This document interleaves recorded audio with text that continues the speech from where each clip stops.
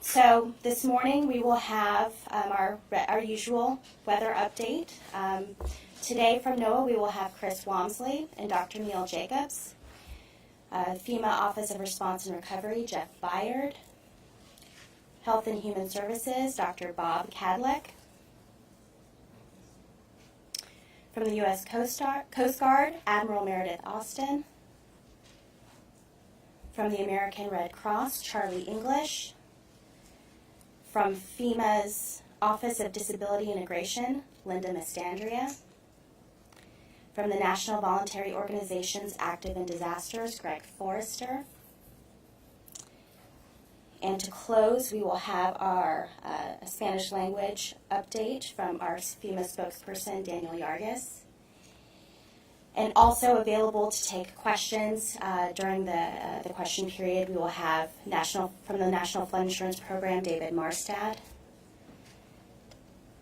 And from the Environmental Protection Agency, Reggie Cheatham. As usual, this will be on the record. We'll remind you to leave space for our ASL interpreter. And just a flag for a lot of our print journalists in the room.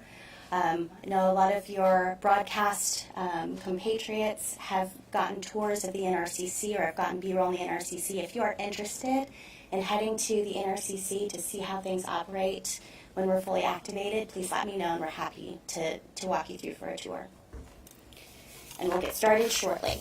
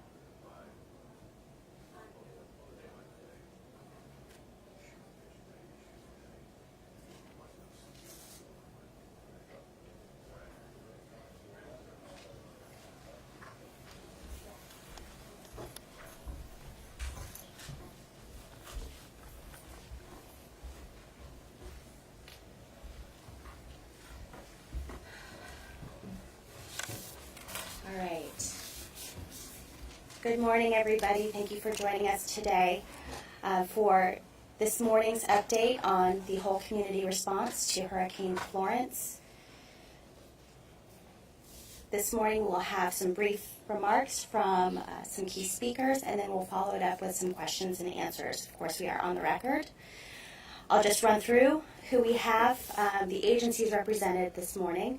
We have the National Oceanic and Atmospheric Administration, FEMA's Office of Response and Recovery, Health and Human Services, U.S. Coast Guard, the U.S. Army Corps of Engineers, the American Red Cross, the National Voluntary Organizations Active in Disasters, FEMA's Office of Disability Integration, and of course we will close with a Spanish language update from our FEMA spokesperson, Daniel Yargis. Also available for questions, we will have the National Flood Insurance Program and the Environmental Protection Agency. And with that, I will turn it over to Noah for a weather update. Good morning. My name is Chris Wansley. I work with NOAA's National Weather Service.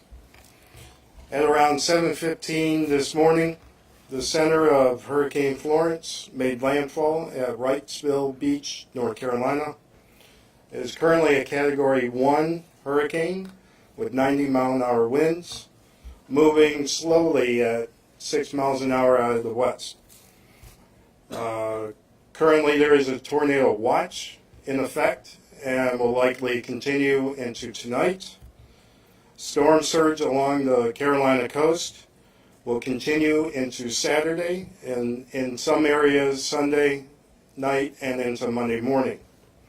Expect higher levels of higher tides during high tide cycles, and the next high tide cycle along the Carolina coast is around noon today, Eastern Time. I do want to emphasize that this is only the beginning. Florence is a very slow mover. We'll continue to trek along the North Carolina and South Carolina coastline for the next 24 to 36 hours. It will not get to Columbia, South Carolina until Sunday midnight morning. We've already seen a foot of rain just north of Wilmington area. We're still expecting rainfall amounts of 20 to 30 inches, some isolated spots of 40 inches. Some of you may remember this is in comparison to September of 1999. The first half of that month of that year, we had Hurricane Dennis and Floyd that produced around the same amount of rainfall that we are anticipating with Florence. The only difference is back then it was within 14 days, and we're looking at the same amount of rainfall in 3 days. Some of the river levels are going to be forecast to exceed the historic levels, and some of those were during Hurricane Floyd. We must emphasize for your own safety, to not drive where water covers the roadways, especially at night. A lot of the flooding is going to start in the river stem levels later on tonight near the coastline and increase Sunday into Monday further inland. Always remember, turn around, don't drown. That's the main thing that we always say. Concern beyond that continues with the track as it moves into the Appalachians Sunday into Monday, and also into the Mid-Atlantic region early next week. Due to the recent rainfall we've had over the last couple of weeks, it will not take that much rainfall for additional flash flooding to occur in these areas. 1 to 3 inches in a couple hours will lead to flash flooding. Not as much as the main sub rivers as we anticipate over the Carolinas. And finally, the National Hurricane Center's next update will be at 11 o'clock a.m. Good morning, Neil Jacobs from NOAA. In addition to forecast and decision support from the National Weather Service, NOAA deploys assets to support recovery and response. NOAA's navigation response teams are pre-staging to assist in reopening ports as soon as possible. The National Geodetic Survey has aircraft on standby to support FEMA overflights for affected areas. NOAA's Office of Response and Recovery is also on standby to assist the Coast Guard in any possible chemical or oil spills. The SARSAT system is actively providing distress and specific location information to the Coast Guard. NOAA is working with local emergency managers and industry to help amplify our forecast message, including working through over 8,000 weather-ready nation ambassadors. Although the storm has made landfall, our work is not done. I want to say thank you to our hardworking team, from the response and recovery personnel across NOAA to our reconnaissance crews in the Office of Marine and Aviation Operations. And additionally to the National Weather Service and National Hurricane Center employees who've been working 24/7 shifts. Many of these individuals have been sheltered in place for many days. Thank you. Good morning. Again, my name is Jeff Byard. I'm the Associate Administrator for Response and Recovery. I want to start this morning by again thanking the media and our partners. You've done a tremendous job in helping us amplify the message of how serious and the potential deadly this storm is and will continue to be, as our partners at NOAA and the Weather Center just briefed. This is not the end of it. 24 to 36 hours remain of a significant threat. From heavy rain, heavy surge, not just in North Carolina, but obviously down as we move into South Carolina. The message was very much amplified last night again through our media partners. Things like that I witnessed firsthand about, Category 3 to Category 2, Category 2 to Category 1. It was very clear that that's a wind indicator, not a surge and rain indicator, which has not dropped, as you can see. So. Again, want to thank your part of being a part of our team as far as getting that message out and to evacuate. We stand ready to support our state and local first responders. There are many areas that are currently in the heart of the storm, and there are many areas that will be as the day moves through today, tomorrow, and through the weekend. As you know, there are certain areas that where our first responders, it is not safe for them to respond, and we fully support that, by all means. So those citizens that did not heed the evacuation warnings, it's time to stay where you are, do the best you can to protect yourself and property and your family. We are in constant contact with both North Carolina, South Carolina, and also Virginia. There at the state level, we also have teams that are embedded at our state emergency operations centers and are in contact with our local emergency managers. Both states have activated their National Guard as well as their emergency operations plan. As you know, our National Guard does tremendous work across our nation, and they just do a wonderful job both at the national level and also their state duty of protecting the citizens of their representative states. We've also partnered with our good friends and partners that you see on the stage, but heavily engaged with the Department of Defense as we get ready to respond to this. We have what we need. We have what we need staged throughout the area, both as far as manpower and teams, as well as commodities, resources, communications. We've also heavily engaged with our partners in the private sector. Our focus, as you can see, priority is going to be life-saving, but on the monitors, it's also the effort's going to be stabilizing the critical lifelines in a very expedited manner. I have to reiterate, we have to set those expectations. This is going to be a duration. Power will be off. Infrastructure will be damaged or destroyed. Homes will be damaged or destroyed. So we need your help in level setting those expectations to our citizens and to our state and local governments. Heed local warnings. I can't emphasize that enough. Heed your local and state warnings. Protect yourself, protect your families. Don't put our first responders' lives in jeopardy. Do what you need to do as part of the team as well. And that message is to our citizens, both impacted currently and that will be impacted by the effects of Hurricane Florence. At this time, I want to turn it over to a good partner and a dear friend, Dr. Bob Catlett with the Health and Human Services. Thanks a lot, Jeff. Thank you. Good morning. I'm Dr. Bob Cadlick with the Health and Human Services. I'm the Assistant Secretary for Preparedness and Response. To Jeff's point, we've been working closely with FEMA and our state and local partners well before the storm.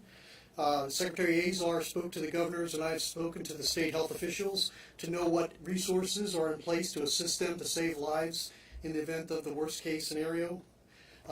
We've also been working very closely to declare public health emergencies in South Carolina, North Carolina, and Virginia that will ease the ability for individuals as well as hospitals to take care of folks affected by this storm. We've deployed more than 500 personnel. These are Public Health Commission Corps officers who are currently working in medical shelters around the region, assisting local communities, as well as several hundred disaster medical assistant teams who are positioned around the region to respond, if necessary, should there be a requirement to assist people who have specific health needs.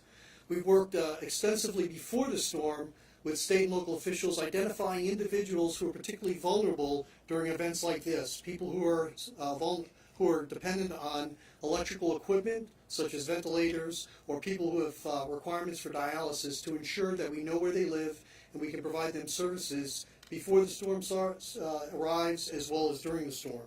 Lastly, I just want to make a point that Secretary Azar has mobilized the entire Department of HHS, not only the Assistant Secretary for Preparedness and Response, but the Centers for Disease Control, CMS, and HRSA to be ready to assist our state and local partners to save lives and help those communities at risk. Thank you very much, and now I'll turn it over to the Coast Guard.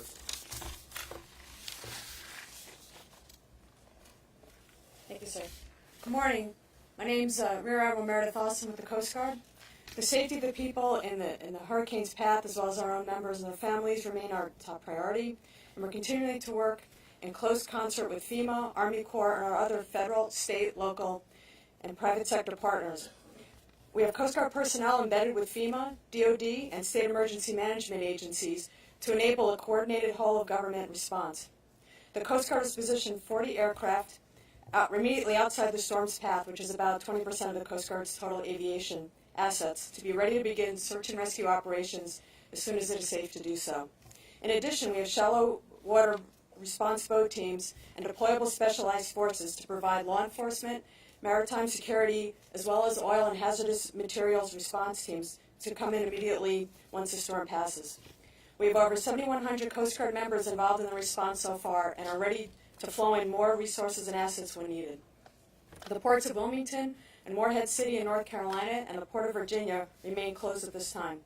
The Coast Guard and Army Corps, NOAA, and other port partners are prepared to restore port operations with assets that have already been pre-staged as soon as it is possible once the storm passes and it is safe to do so. For those of you in the path of the storm, we continue to urge you to stay off the water, as our SAR assets, as I mentioned before, are still degraded or unavailable until the winds die down to a safe level. One other thing is that social media is a poor distress calling system for a number of reasons. We can't stress strongly enough that people in distress need to call 911 if able to do so. Some of the lessons we learned and incorporated during last year's hurricanes is the use of aggregate social media to find hotspots to know where to vector in resources. However, for one-on-one rescuing of personnel, it's not efficient enough, so please, we urge you to use 911 if possible. And finally, once the storm has passed, hazards may still be present. Stay in a safe location while the Coast Guard and other state and local authorities assess damage and disperse additional resources. Thank you.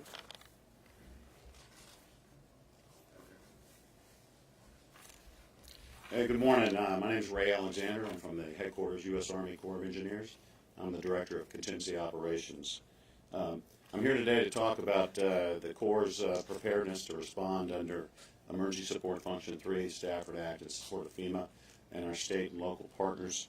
But first, I'd like to mention the support the Department of Defense is providing, as Mr. Byard highlighted. The Department of Defense and Army have deployed over 9,700 personnel.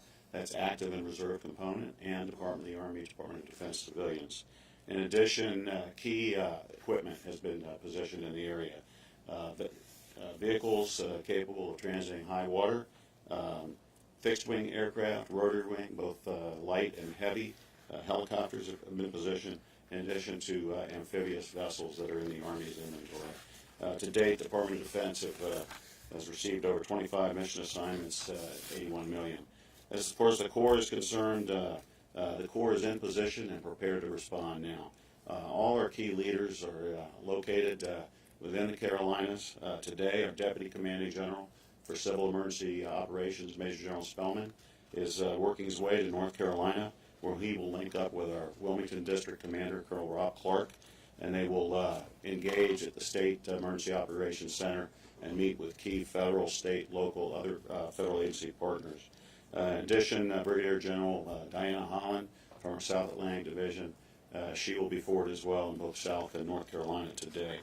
To date, the Corps has over 15 mission assignments, 5.3 million, and additionally over 1.3 million of our own flood control coastal emergency funds that allow us to prepare for and respond to flooding.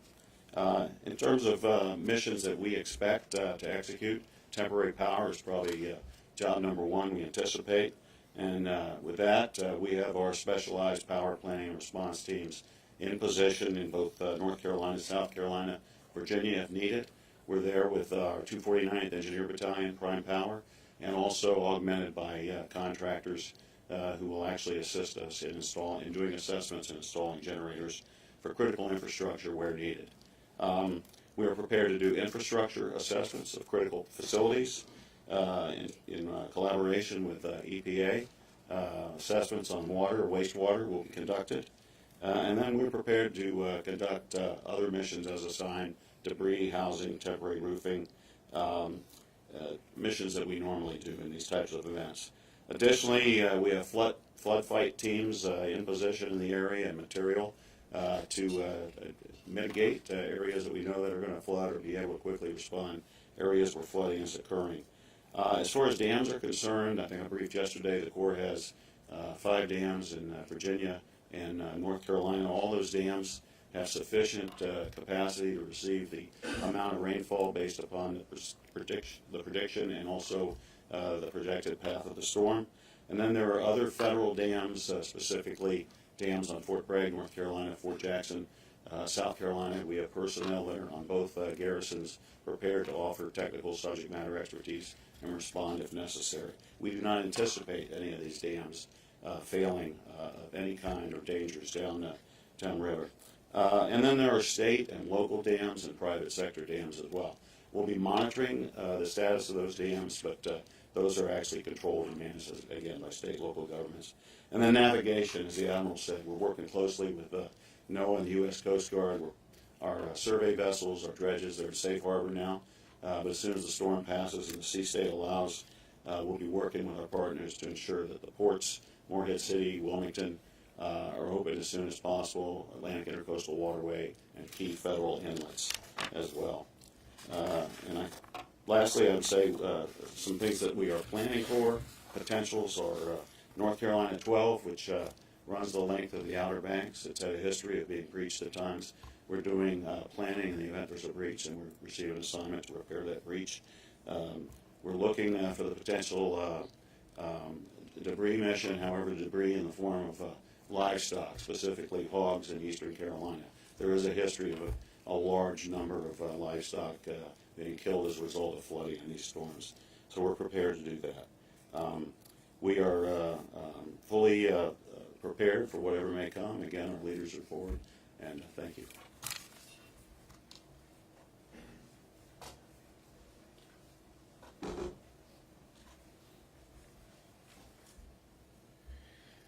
I'm Charlie English with the American Red Cross, and I'd like to highlight a family reunification website that we operate in case you have been separated from your family, or if you're concerned about whether your family is okay or not.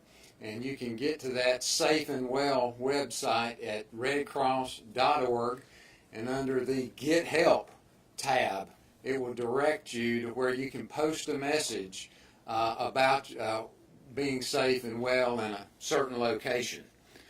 I'd also like to mention and ask for your consideration in giving blood. We had to cancel over 130 blood drives in the impacted area, and you may be at home wanting to know what can you do to help. That's how you can help. So if you're in a non-impacted area, we would appreciate your consideration in giving blood. I'd also like to ask, we know we're going to need volunteers. It's going to take a lot of people to help with the post-impact sheltering and distribution of emergency supplies that we partner with government partners and other faith-based organizations to operate. But we don't want you just to respond to these scenes. There needs to be some training, so we would appreciate if you would register at redcross.org and any number of other fine private nonprofit organizations that you can volunteer with. We can get you trained up real quick and put you to work. And at this point, and I would say we continue, of course, to transition resources to the area of impact so that we are ready to do the post-impact sheltering and taking care of people. So with that, I'd like to turn it over to our friends with the Office of Disability Integration with FEMA.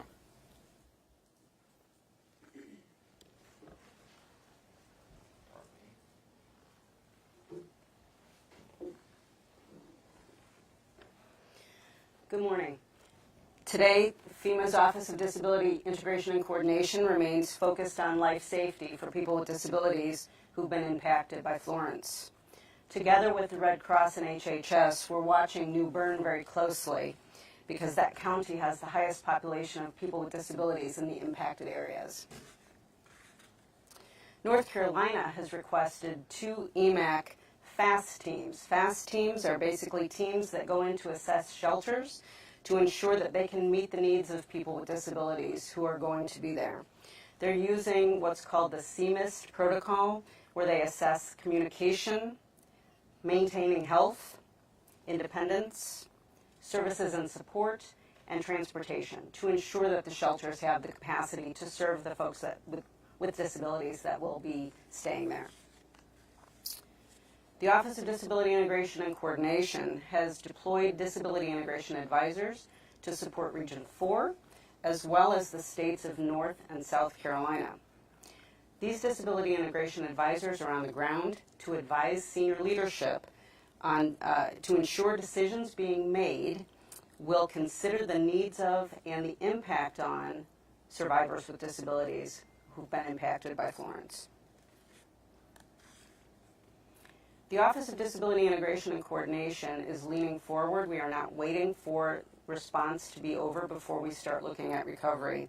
We are bringing together representatives from FEMA's Individual Assistance Branch, from the Office of Disability Integration and Coordination, and our partners at the Red Cross to plan for the best way to transition people with disabilities out of the shelters and back into independent living in their communities. Thank you.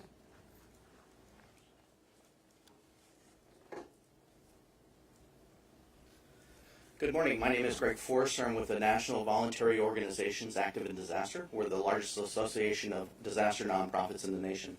We're made up of 68 national member organizations, and then we have an organization in every state and territory. For the last 4 days, we've been working alongside of FEMA and State Emergency Management to make sure that our organizations are staged and ready to respond as soon as the storm clears. What we are is members of each and every community that's been disaster affected. 75% of our members are faith-based organizations with locations in each community across the nation.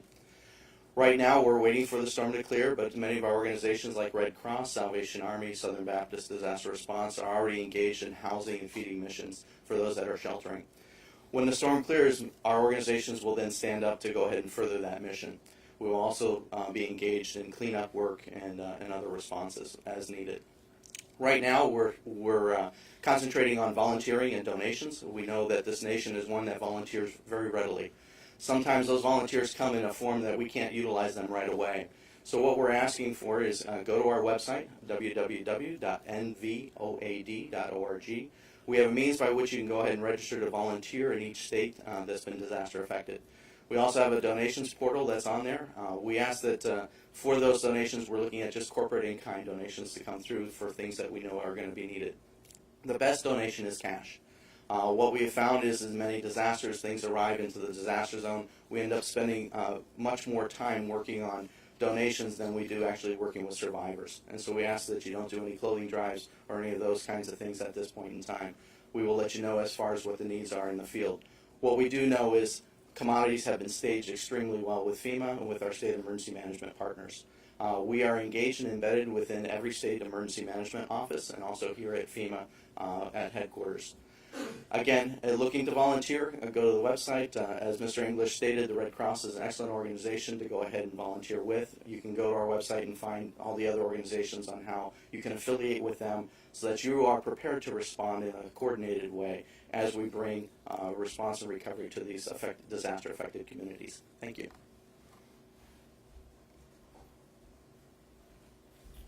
Hola, buenos días. Soy Daniel Yargues, portavoz de FEMA. Queremos darle una actualización en español. La tormenta se movilizó en el norte de Carolina esta mañana a las 7 de la mañana con vientos de 90 millas por hora más o menos sostenidos y también moviéndose muy lentamente a 6 millas por hora, dejando mucha agua e inundaciones. Como lo dijo el señor Bayer, estamos apoyando a los rescatistas en las áreas afectadas, en Carolina del Norte, Carolina del Sur. Tenemos equipos de búsqueda y de rescate y nuestra prioridad es salvar vidas. Es lo que queremos hacer y estamos trabajando muy duro con las autoridades locales y estatales para poder salvar vidas y que las personas estén sanas y a salvo. Bueno, también continúa nuestra coordinación con las autoridades locales y estatales, ya que tenemos equipos en los centros de operaciones de los estados de Carolina del Norte, Carolina del Sur y Virginia, también listos para apoyar con las necesidades que puedan tener los estados. Continuamos también la coordinación aquí en nuestras oficinas de Washington, D.C., en nuestro Centro de Operaciones Nacional y los centros de operaciones de la región 4 que están en Atlanta y en la región 3 que están en Filadelfia también, y con equipos de la Guardia Nacional, ya que también ellos son un socio de nosotros, y también con equipos del Army y del Departamento de Defensa. Mensaje también de nuestros colaboradores y socios. Si quieren ayudar, ser voluntarios, a veces la mejor forma de hacerlo es por medio de dinero en efectivo, ya que cuando las personas mandan cosas, a veces se tardan más en tratar de ver para dónde tienen que ir esos artículos. El dinero en efectivo llega mucho más rápido y más eficiente a las personas impactadas, o si quieren también ser voluntarios para ayudar a las personas que fueron afectadas, también les pedimos que hagan eso y que tengan mucha paciencia. A lo mejor no van a poder regresar a sus casas inmediatamente, les pedimos que tengan mucha paciencia y que continúen acatando las indicaciones de las autoridades locales y estatales de no regresar a casa si no es adecuado, porque puede ser también peligroso. Muchas gracias. We'll now open up for Q&A. As a reminder, please state your name and affiliation, and we'll limit it to one follow-up for time considerations. All right, yes, ma'am. Hi, I'm Heather Timmons from Courts. I think this might be a question for Rear Admiral Austin, but Great. there's a lot of social media, crowdsourced rescue websites and things. Many of them sprang up during Hurricane Harvey. They sometimes got there before the first responders could. These are registering people to do rescues again. I wonder if you could tell us about whether you think they're safe or effective, or you would recommend that people call out to them if 911 isn't working for them? And do they make your job harder to do in the long run? I mean, social media, I mean, it's the way a lot of people communicate.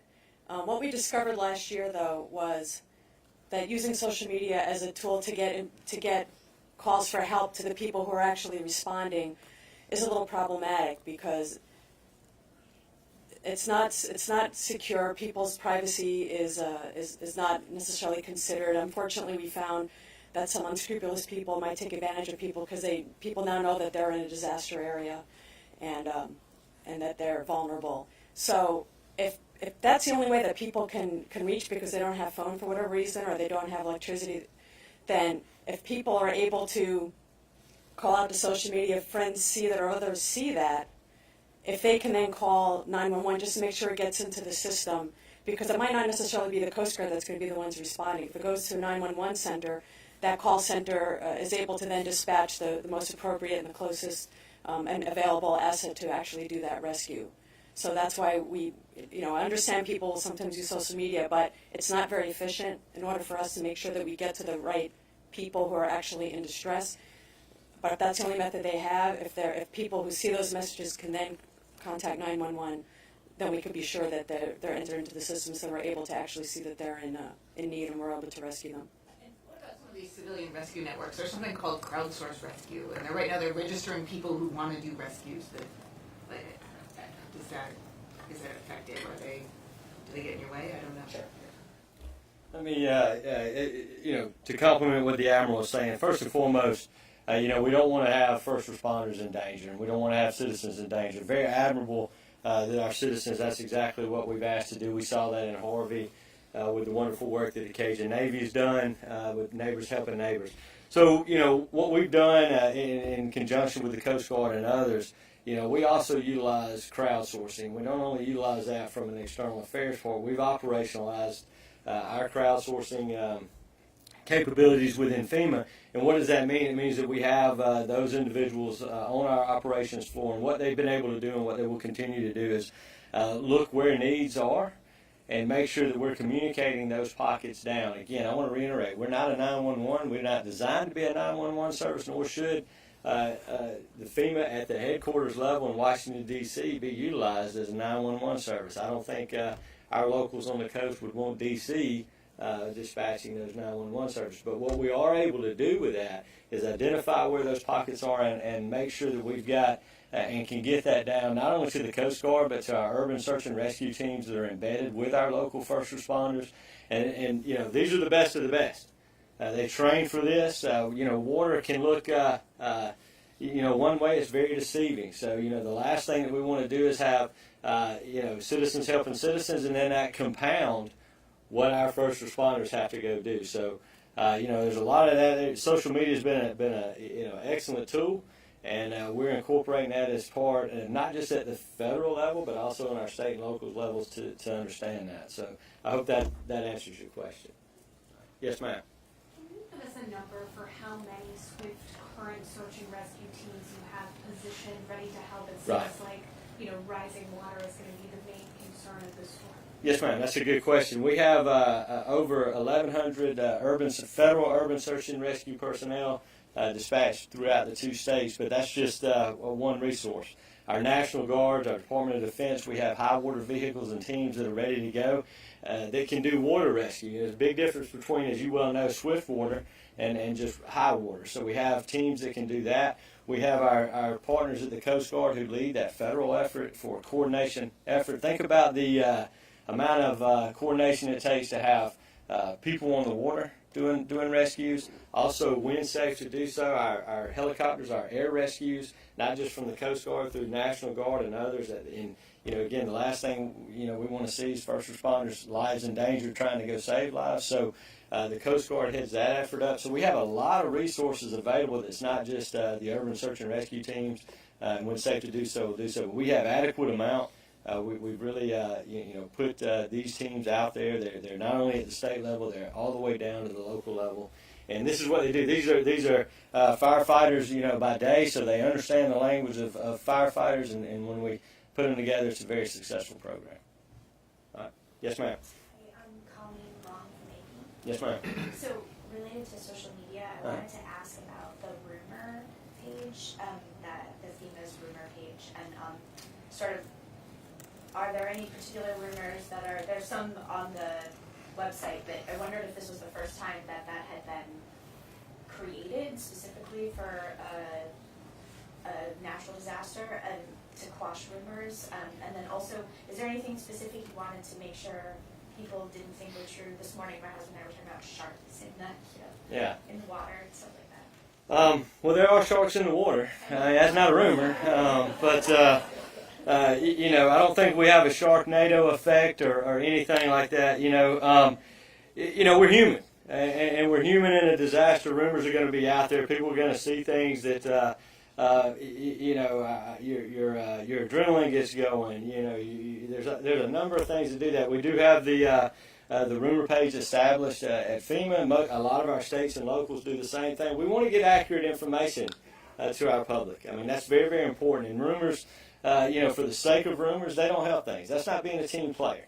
That's just clouding, a bandwidth that we need to cut through additional, really BS to get through. And that's not needed. So But we also want information as much as we want to pass it. So I would encourage you to visit our rumor page on our website and others. But rumors are going to happen. We understand that. I've been through a lot of disasters, as many of my partners on the stage and downrange have, and we know that's going to happen. I'll come back to you. Yes, ma'am. Eva McKen, Spectrum News. I'm seeing comparisons, because this is a slow-moving weather event, to what happened in Houston. And I'm wondering, are those comparisons accurate? And if so, what did you learn from that event that is helping you prepare for this? I know that one specific problem last year is when people were trapped and they would call, they would be classified as needing a water rescue, but maybe they were in a really dire situation, Yes, but they were categorized with everyone else that needed Right. to be in a water rescue. Right. How have you adapted to So, address those needs? That is a good question to illustrate what we said before, that no two disasters are alike. The rain totals may be similar, but the terrain's definitely different from Houston, fourth largest urban center in our country, to the coastline and inland areas of North and South Carolina that is very populated but sparsely populated. It's not as urbanized, so there's just a different makeup as that. What I hope we've learned is my partner, Mr. Merstead, who manages our National Flood Insurance Program, I hope people have bought flood insurance because you're going to need it for this event, and it is going to flood. As far as how individuals are classified, that's a local and state question. We want to make sure that we've got the resources that they may need to support those rescues. Yes, ma'am. Question for Dr. Catholic. What are some of the hazards that people currently in the impacted zone or people returning to the area should be keeping in mind? I know we're a couple of days away from people being able to return, maybe for people who are there. Sure, a lot of people suffer a lot of injuries as a result of the cleanup that happens during storms, after storms, from fallen trees. There's always the risk of electrical power, electrocutions as a result of down power lines. So the key thing is the individuals just really need to be cautious about how they re-entered an area, whether the officials have given them clearance to do so. And then, again, people who want to do it themselves need to make sure they have the proper equipment and safety equipment to ensure that they don't get hurt or injured. So those are very commonly the kinds of injuries. Longer term, there's always the risk of, let's say, fungal growths or something in hot, humid areas that can cause respiratory or exacerbation of respiratory illnesses. But there are a whole variety of injuries that can happen. I guess the key thing here is for people to kind of monitor themselves, their families, watch what they're doing, and listen to the officials in terms of when it's safe to return to their homes and to their local areas. All right. Any additional questions? Yes, sir. Hi, Ben Kaslik from the Wall Street Journal. Can Yes, you just sir. give another quick statistical update and on casualties, deaths, how many people, just sort of a top line numbers of people affected at this point? Right. I wouldn't. I don't have any verified casualties. That would be best. A question for our state and local partners. As you know, FEMA. We don't verify casualties when it comes to that. But it's early. Hopefully. We prevent as many as we can through your good work of getting that message of evacuation out there. But that's a question that I would shift down to both North and South Carolina for there. Okay, and then a separate question. I know CBP officers are doing law enforcement assistance in the affected areas. I think ICE officials are also down there. Has there been a blatant order come down from DHS, Justice Department, etc., that says that undocumented immigrants will not be arrested, will not be taken into custody, that they don't have to worry about coming to shelters? At what level have those directives been given, if they have been? Now, I'm not aware of any directives in either way. I can speak on the authorities that FEMA has, and under our Stafford Act, we can provide that immediate assistance to any human that needs it. So is there? That means that there are no guarantees that undocumented immigrants will not be taken into custody, arrested, face deportation if they go to. I'm not going to say. I'm not going to use the terminology guarantee. What I'm going to say is we're going to help any human that needs help in this situation. For your specific questions, that would be best directed to the department, or we can get with External Affairs to do that, because I don't want to speak on orders, directives that I'm not seeing. So there's no kind of cross departmental coordination on this. The So FEMA can't cross-departmental speak out. coordination on this is about saving lives for Florence, and there's a good cross-department coordination. We are, and not just cross-department, as you can see up here, cross-agency. So that's our focus. And again, any other questions on that, I would ask that you ask for that. That's understandable. Cross-department folks to save lives. There's also people out there who are concerned that if they go. If you have a need, let me make this clear. If you have a need or your life's in danger, please seek help. And you're a human being, please seek help. But FEMA can't say that they won't be taken into custody. FEMA does not take anybody into custody. So, did I have any other questions? I think I've answered that one pretty well. So, anybody got anything else? Thank you again for your voice. Appreciate it. Thank you, everybody, for joining us today. We will have an additional update today telephonically at 3:15, and we do anticipate keeping this pace through the weekend with a 9:15 morning brief. Thank you all for your support.